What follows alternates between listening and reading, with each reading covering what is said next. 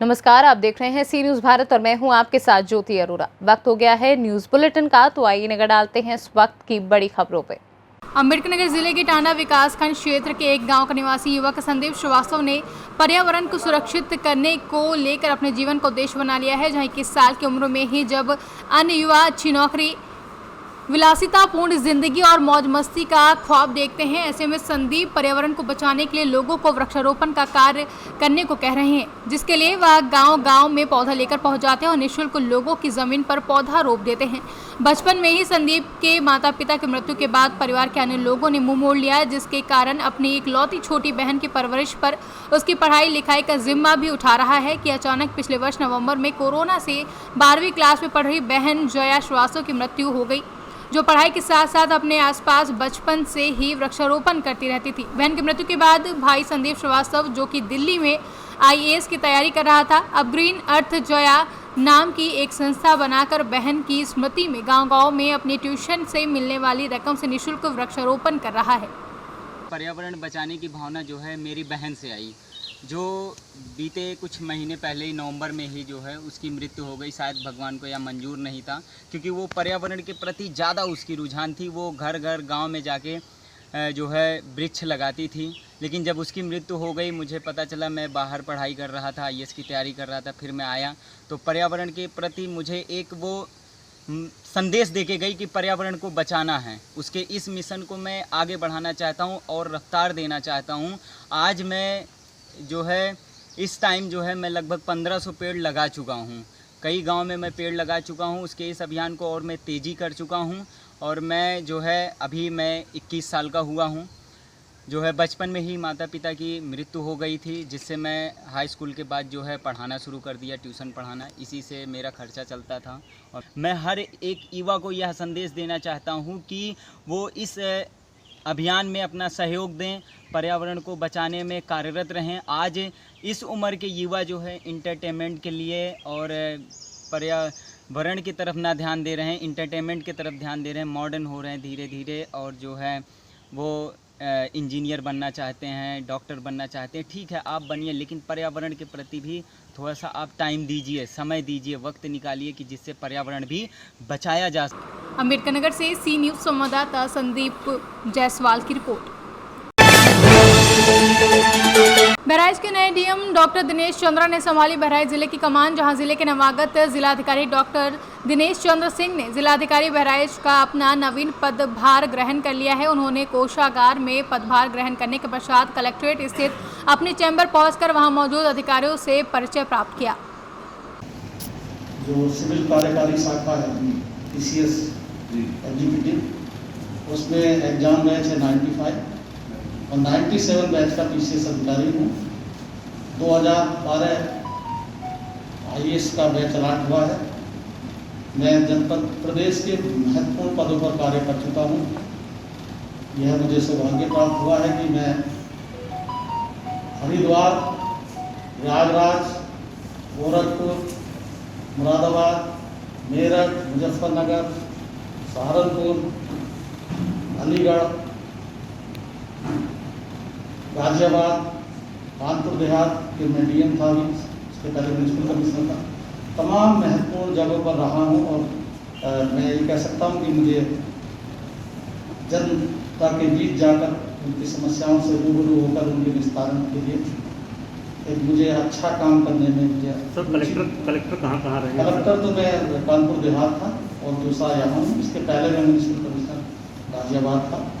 बहुत ही संवेदनशील पद होता है। कोविड-19 के दौर में तो पहली दौर थी तो मैं वहाँ पर था। बहुत श्रमिकों का एक स्थान से दूसरे स्थान पर आना जाना हो रहा था, तो वहाँ की बहुत उत्कृष्ट व्यवस्था में हम लोगों ने माननीय मुख्यमंत्री जी और उत्तर प्रदेश के शासन के वरिष्ठ अधिकारियों के निर्देश पर मुख्य सचिव महोदय और सभी लोगों के अच्छा कार्य करने का प्रयास किया था और किया। बहराइच से सी न्यूज़ संवाददाता अवांकित श्रीवास्तव की रिपोर्ट। एटा जिले में विश्व पर्यावरण दिवस के अवसर पर SSP एटा द्वारा पुलिस लाइन तथा पुलिस कार्यालय पर वृक्षारोपण किया गया। साथ ही जनपद के समस्त थानों एवं कार्यालयों पर भी पौधारोपण किया गया। एटा से सी न्यूज़ संवाददाता रमेश जादौन की रिपोर्ट। प्रदेश सरकार द्वारा चलाए जा रहे अंकुर कार्यक्रम के तहत आज विश्व पर्यावरण दिवस पर विकासखंड खरगोन में कोरोना वॉलेंटियर्स ने ग्रामीण एवं शहरी क्षेत्रों में पौधारोपण कर जागरूकता की मिसाल पेश की। जहां इस संबंध में खरगोन विकासखंड समन्वयक रेणुका क्षेत्रीय ने बताया कि बिस्टान रोड स्थित ग्राम जामली में खुशहाली सेवा संस्था एवं जन अभियान परिषद द्वारा संयुक्त रूप से पौधारोपण किया गया। जी मैम, आज की एक्टिविटी के बारे में बताइए। आज 5 जून पर्यावरण दिवस के अवसर पर खुशहाली सेवा संस्थान और जन अभियान परिषद के संयोजन से यहाँ जामली ग्राम के खेत में वृक्षारोपण किया जा रहा है। इनको चुप करो। और इस वृक्षारोपण का उद्देश्य हमारा यह था कि इस खेत में लगाने के उद्देश्य यह है कि यहाँ पर एक तालाब भी बन रहा है और यहाँ पर हम लोगों ने लगभग 51 पौधे लगाए हैं, जिसमें पीपल, आम, नीम, बहेड़ा, सागवान और कई ऐसे महत्वपूर्ण पौधे हैं जिसके द्वारा ऑक्सीजन ज़्यादा मिलेगी। बड़, पीपल, नीम ये सबसे ज़्यादा ऑक्सीजन देते हैं। तो इन पौधों से जब ये वृक्ष का रूप लेंगे तो बहुत ही फ़ायदा मिलेगा और भूजल संवर्धन भी होगा।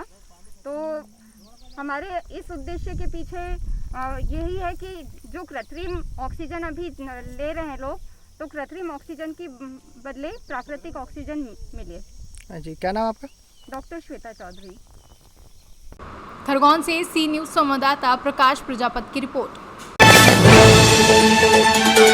अखिल भारतीय इंजीनियरिंग छात्र संगठन के चुनावी परिणाम सामने आ गए हैं, जहां इंजीनियर साहिल सिंह ने 1853 मतों से जीत दर्ज की है। इंजीनियरिंग छात्र संगठन के प्रदेश अध्यक्ष इंजीनियर साहिल सिंह राजपूत को चुना गया है। वहीं नरसिंहपुर जिला के नोटे गांव के रहने वाले हैं। बता दें कि ऑनलाइन वोटों के माध्यम से मध्य प्रदेश की जनता ने उन्हें चुना है।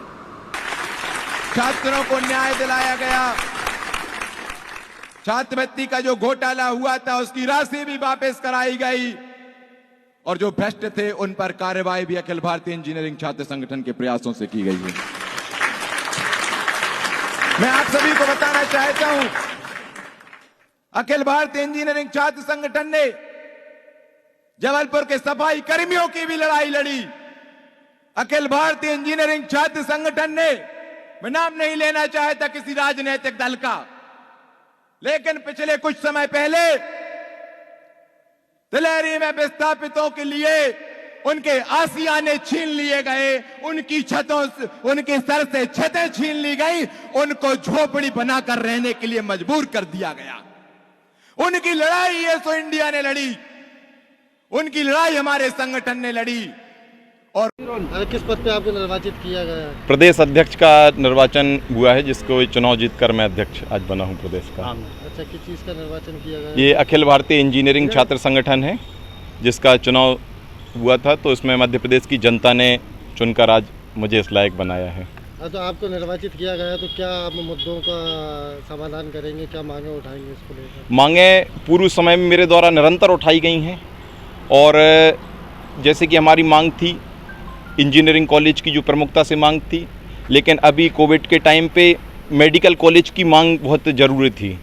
तो हमारी आगामी समय में मांगे हैं जिनको हमने अभी बोला सभी से कि हम मेडिकल कॉलेज, इंजीनियरिंग कॉलेज, उनके लिए अधिकतर जगह जहां खुल जाएं, पॉसिबल जहां पे हैं, उनके लिए प्रयास करेंगे। और इसके साथ में अभी इंजीनियरिंग कॉलेज में छात्र संघ का चुनाव नहीं होता। हमारी एक अहम जो रणनीति है वो इसके लिए भी रहेगी कि मध्य प्रदेश की सभी इंजीनियरिंग कॉलेजों में छात्र संघ का चुनाव हो। तो छात्र संघ चुनाव करने के बाद क्या रणनीति रहेगी, किस तरीके से आप काम करेंगे अपने छात्राओं के लिए?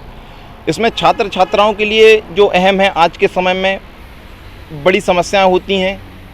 फीस की सबसे बड़ी समस्या होती है।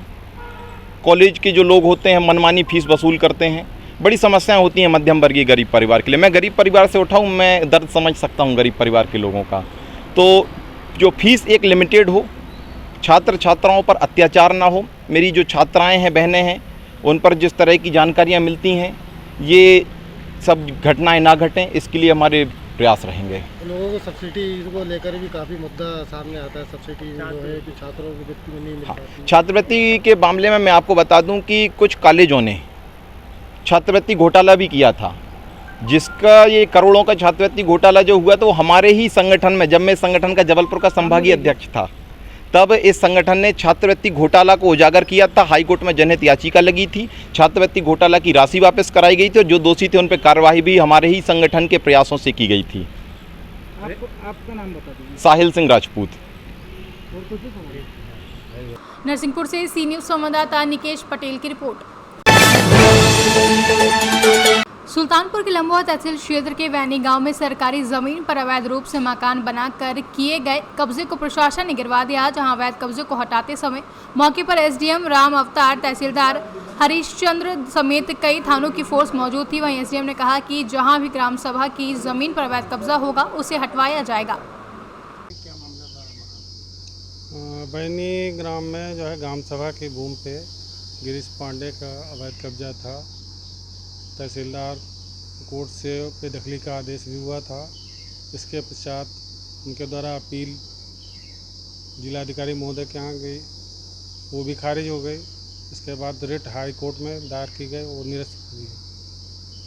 तदुपरांत उनका जो अवैध कब्जा था वो हटवा दिया गया। पूर्व से अपील में और हाई कोर्ट में जा चुके हैं, उनको सब पता था। नोटिस भी दी जा चुकी थी। संभावना अवैध कब्जे हटाने में रहती है, इसलिए हम लोग प्रिकॉशन के तौर पर पर्याप्त पुलिस बल साथ में ले लेते हैं। उसी क्रम में ये कार्रवाई की गई थी। सुल्तानपुर से कैमरा पर्सन इमरानी दृश्य के साथ वाजिद हुसैन की रिपोर्ट। फिलहाल के लिए न्यूज़ बुलेटिन में बस इतना ही। देश दुनिया की तमाम बड़ी खबरों के लिए आप देखते रहिए सी न्यूज़ भारत।